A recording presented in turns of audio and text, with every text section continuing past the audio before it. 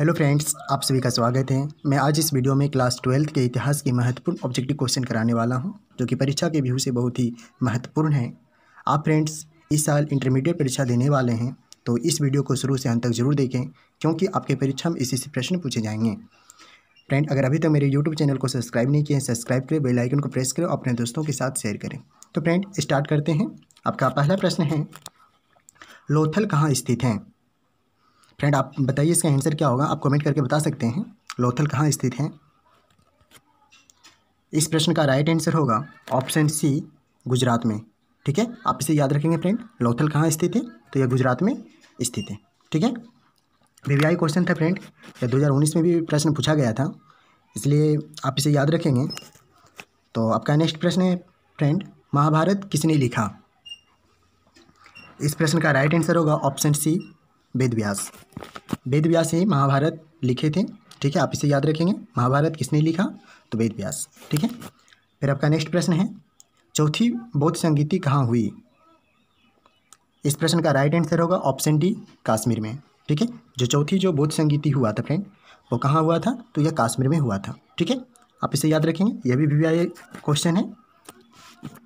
आपका नेक्स्ट प्रश्न है फ्रेंड, हरिसेन किसका राज कवि था? आपको बताना है फ्रेंड कि हरिसेन जो है किसका राज कवि था? तो इस प्रश्न का राइट आंसर होगा ऑप्शन बी, समुद्रगुप्त का। ठीक है, हरिसेन जो राजकवि थे वो किसके राजकवि थे? तो यह समुद्रगुप्त के राजकवि थे। ठीक है, इसे आप याद रखेंगे। चलते हैं फ्रेंड, नेक्स्ट क्वेश्चन को देखते हैं। महात्मा बुद्ध का जन्म कहाँ हुआ था? तो इस प्रश्न का राइट आंसर होगा ऑप्शन बी, नेपाल में। ठीक है, महात्मा बुद्ध का जो जन्म हुआ था वो कहाँ हुआ था? नेपाल में। ठीक है, चलते फ्रेंड नेक्स्ट क्वेश्चन को देखते हैं। सिंधु घाटी सभ्यता का क्षेत्रफल कितना था? आपको बताना है फ्रेंड कि जो सिंधु घाटी जो सभ्यता है इसका क्षेत्रफल कितना था? इस प्रश्न का राइट आंसर होगा ऑप्शन ए, लगभग 13 लाख वर्ग किलोमीटर। ठीक है, जो सिंधु घाटी के जो सभ्यता का जो क्षेत्रफल था फ्रेंड, वो लगभग 13 लाख वर्ग किलोमीटर इसका क्षेत्रफल था। ठीक है, आपका नेक्स्ट प्रश्न है फ्रेंड, सिंधु घाटी सभ्यता में लोथल की खोज कब प्रारंभ हुआ? इस प्रश्न का राइट आंसर होगा ऑप्शन सी, 1955 ईस्वी में। ठीक है, सिंधु घाटी की जो सभ्यता में लोथल का जो खोज किया गया था वो कब किया गया था? तो 1955 ईस्वी में। ठीक है, आप फ्रेंड इसे भी याद रखेंगे कि लोथल कहाँ स्थित है। आपसे ये भी परीक्षा में पूछ दिया जाता है कि लोथल कहाँ स्थित है, तो यह गुजरात में स्थित है। ठीक है, आप इसे याद रखेंगे। आपका नेक्स्ट प्रश्न है फ्रेंड, 16 महाजनपदों का उल्लेख किस ग्रंथ में है? तो इस प्रश्न का राइट आंसर होगा ऑप्शन बी, अंगुत्तर निकाय में। ठीक है, तो 16 जो महाजनपदों का जो उल्लेख किया गया था वो किस ग्रंथ में किया गया था फ्रेंड? तो अंगुत्तर निकाय में। ठीक फ्रेंड, आप इसे याद रखेंगे। आपका नेक्स्ट प्रश्न फ्रेंड, मनुस्मृति की रचना किसने की? तो इस प्रश्न का राइट आंसर होगा ऑप्शन डी, मनु। ठीक है, मनु जो स्मृति जो है कि रचना किसने की थी? तो यह मनु किया था। ठीक है, आप इसे याद रखेंगे। आपका नेक्स्ट प्रश्न फ्रेंड, गहपति का कौन थे? गहपति का कौन थे? आपको बताना है फ्रेंड। इस प्रश्न का राइट आंसर होगा ऑप्शन बी, घर का मुखिया। ठीक है, गहपति जो है यानी यहाँ पे गहपति पूछा है फ्रेंड कि गहपति का कौन थे? तो घर का मुखिया। ठीक है, आप इसे याद रखेंगे। आपका नेक्स्ट प्रश्न है, कनिष्क किस वंश का शासक था? इस प्रश्न का राइट आंसर होगा ऑप्शन डी, कुशासन वंश का। ठीक है, यह भी क्वेश्चन जो है वीवीआई है, आप इसे याद रखेंगे। कनिष्क किस वंश का शासक था? तो ये कुशासन वंश के शासक थे। ठीक है, आपका नेक्स्ट प्रश्न है, त्रिपिटक किस धर्म से संबंधित है? इस प्रश्न का राइट आंसर होगा ऑप्शन सी, बौद्ध धर्म से। यह भी क्वेश्चन जो फ्रेंड वीवीआई है, यह 2019 में भी पूछा गया था, तो आप फ्रेंड आप इसे याद रखेंगे। त्रिपिटक जो है किस धर्म से संबंधित है? तो यह बौद्ध धर्म से संबंधित है। ठीक है फ्रेंड, चलते हैं नेक्स्ट क्वेश्चन को देखते हैं। आपका नेक्स्ट क्वेश्चन है, सबसे प्राचीन वेद कौन है? इस प्रश्न का राइट आंसर होगा ऑप्शन डी, ऋग्वेद। ठीक है, सबसे जो प्राचीन वेद है वो कौन सा है? ऋग्वेद है। ठीक है, आप याद करने की कोशिश करेंगे फ्रेंड। हम आपको इस वीडियो में सारे क्वेश्चन को याद कराने की कोशिश करेंगे और आप ध्यान से देखें और याद करने की आप कोशिश करें। ठीक है, सबसे प्राचीन जो वेद कौन है? तो यह ऋग्वेद है। ठीक है, अगर आपसे पूछा जाए कि वेद कितने हैं तो 4 वेद हैं। ठीक है, आपका फिर नेक्स्ट प्रश्न है फ्रेंड, ए फॉरगॉटन एम्पायर के लेखक निम्नलिखित में से कौन है? इस प्रश्न का राइट आंसर होगा ऑप्शन ए रॉबर्ट सीवेल। ठीक है, रॉबर्ट जो सीवेल थे ए फॉरगॉटन एम्पायर के लेखक थे। ठीक है, आप इसे याद रखेंगे। चलते हैं फ्रेंड, नेक्स्ट क्वेश्चन को देखते हैं। मार्को पोलो किस देश से भारत आया था? आपको बताना है फ्रेंड कि मार्को जो पोलो है वो किस देश से भारत आया था। तो इस प्रश्न का राइट आंसर होगा ऑप्शन बी इटली। मार्को जो पोलो थे वो किस देश से भारत आए थे? तो यह इटली से आए थे। ठीक है, आप इसे याद रखेंगे फ्रेंड। शायद हमको लगता है कि आपको याद भी होता जा रहा है सारा प्रश्न। ठीक है, और हम आपको याद कराने जो कोशिश कर रहे हैं कि आप वीडियो को बढ़िया से देखें और सारे प्रश्न को याद करने की कोशिश करें। ठीक है, आपका नेक्स्ट प्रश्न है फ्रेंड, विदेशी यात्री टेबरनियर एक था। आपको बताना है कि जो विदेशी यात्री टेबरनियर एक था। तो इस प्रश्न का राइट आंसर होगा फ्रेंड ऑप्शन ए जोहरी। ठीक है, इसका राइट आंसर क्या होगा? जोहरी। ठीक है, अगर अभी तक मेरे यूट्यूब चैनल को सब्सक्राइब नहीं किए हैं, सब्सक्राइब करें, बेल आइकन को प्रेस करें और अपने दोस्तों के साथ शेयर करें। फ्रेंड फिर देखते हैं आपका नेक्स्ट क्वेश्चन। उसको जूम कर लेते हैं पहले। आपका जो क्वेश्चन है फ्रेंड उसको थोड़ा जूम करने दीजिए। निम्नलिखित में से कौन अलबार महिला संत थी?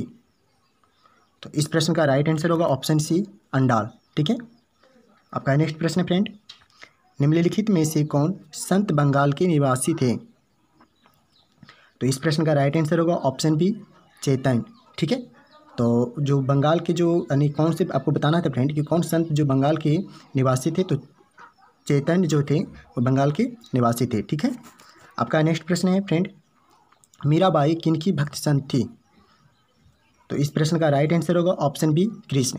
ठीक है, मीराबाई जो थे वो कृष्ण के बहुत ही अच्छे भक्त थी। ठीक है, इसे आप याद रखेंगे। आपका नेक्स्ट प्रश्न है फ्रेंड, निम्नलिखित में से बीजापुर का संस्थापक कौन है?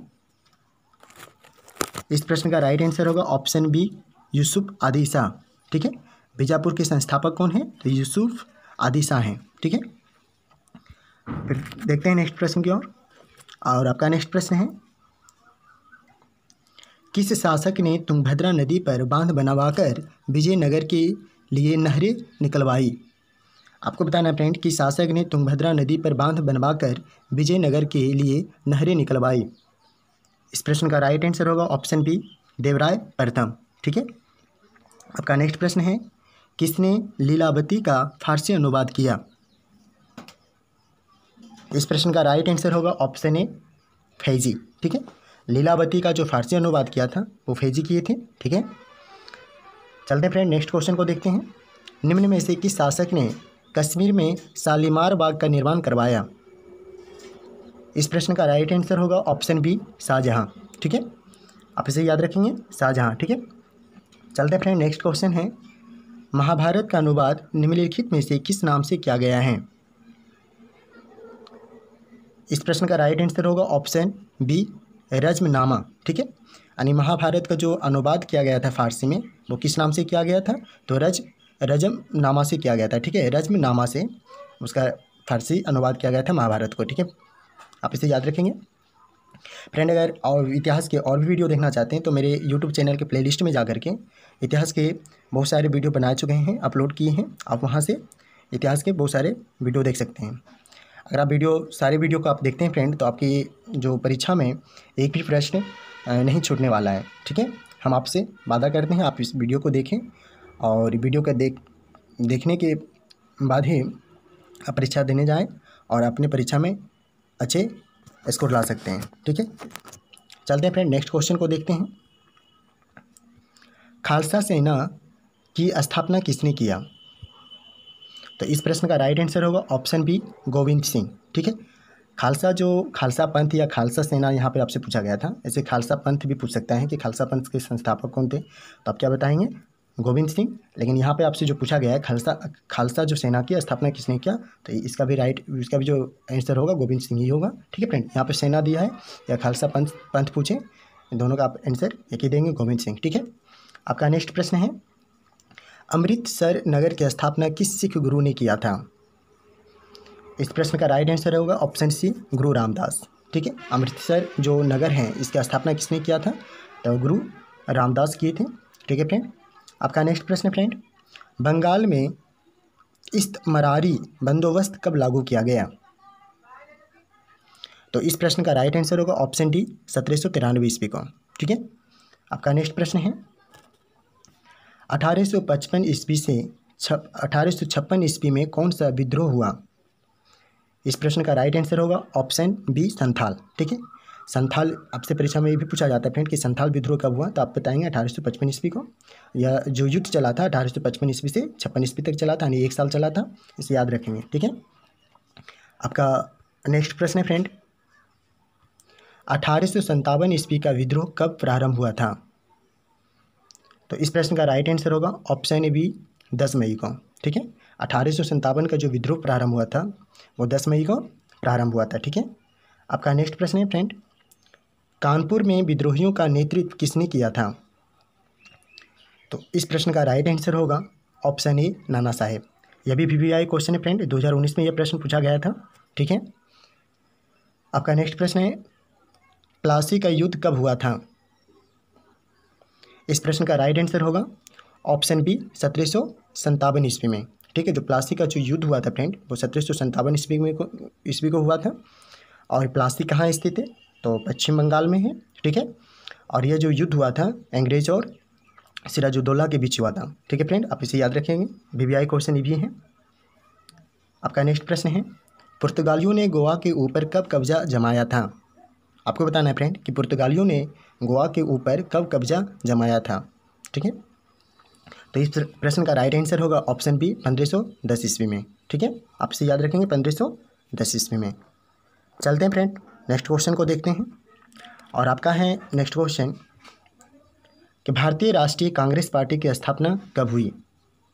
भारतीय राष्ट्रीय कांग्रेस पार्टी की स्थापना कब हुई? यह भी क्वेश्चन जो है VVI है। देखते हैं उसका राइट आंसर क्या होगा। इस प्रश्न का जो राइट आंसर होगा फ्रेंड ऑप्शन बी होगा, 1885 ईस्वी में। ठीक है, 1885 ईस्वी में भारतीय राष्ट्रीय कांग्रेस की स्थापना हुआ था। ठीक है, अगर आपसे पूछा जाए किसने किया था तो ए.ओ. ह्यूम रखेंगे, आप याद रखेंगे, ए.ओ. ह्यूम ने 1885 ईस्वी में भारतीय राष्ट्रीय कांग्रेस की स्थापना करवाया। ठीक है, चलते हैं फ्रेंड, नेक्स्ट प्रश्न को देखते हैं।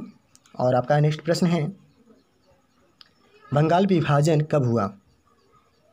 तो इस प्रश्न का राइट आंसर होगा ऑप्शन बी, 1905 ईस्वी को। ठीक है, 1905 ईस्वी को बंगाल विभाजन हुआ था।